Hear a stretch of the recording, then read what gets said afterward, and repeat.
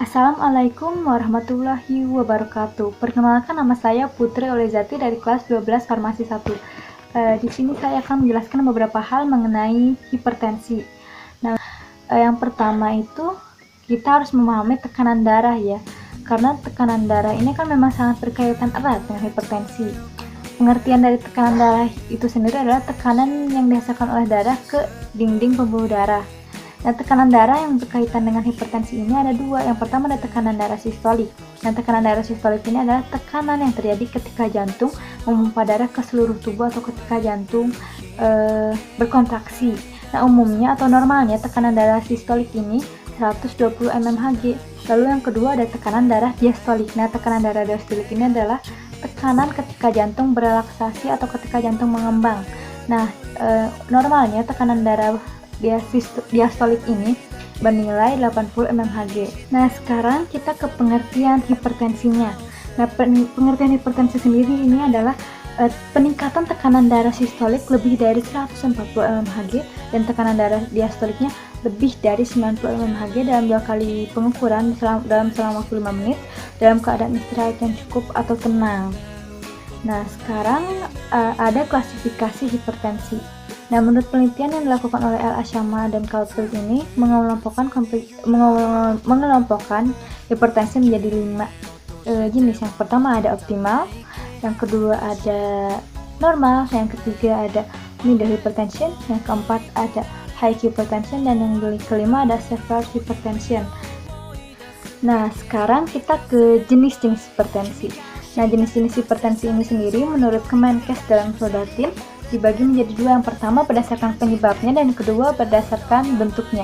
Dan berdasarkan penyebabnya ini dibagi dua lagi. Yang pertama ada hipertensi primer atau esensial dan yang kedua ada hipertensi sekunder. Nah, hipertensi primer atau esensial ini adalah hipertensi yang tidak diketahui secara pasti penyebabnya. Bahkan 90-95% penyebabnya itu nggak pasti gitu penyebabnya, tapi menurut para ahli penyebabnya itu bisa jadi dari faktor genetik atau keturunan, umur, jenis kelamin, pola hidup yang tidak sehat seperti merokok dan mengonsumsi alkohol, lalu pola makan yang tidak sehat juga seperti mengonsumsi konsumsi garam yang terlalu tinggi gitu.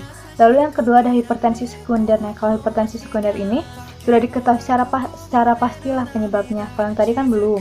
Biasanya hipertensi sekunder ini disebabkan oleh konsumsi obat-obatan yang memiliki efek samping hipertensi atau bisa juga karena penyakit dan lain-lain.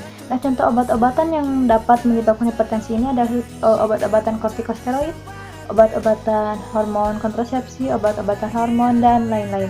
Lalu contoh penyakit yang dapat menyebabkan hipertensi adalah diabetes. Lalu yang kedua ada hipertensi berdasarkan bentuknya. Nah, hipertensi berdasarkan bentuknya ini ada 3. Yang pertama ada hipertensi sistolik, yang kedua ada hipertensi diastolik, dan yang ketiga ada hipertensi sistolik dan diastolik yang merupakan gabungan hipertensi. Nah, tapi menurut beberapa sumber lain hipertensi ini dibagi menjadi 3. Yang pertama itu ada hipertensi pulmonal, yang kedua ada hipertensi kehamilan, dan yang ketiga ada hipertensi berkelanjutan.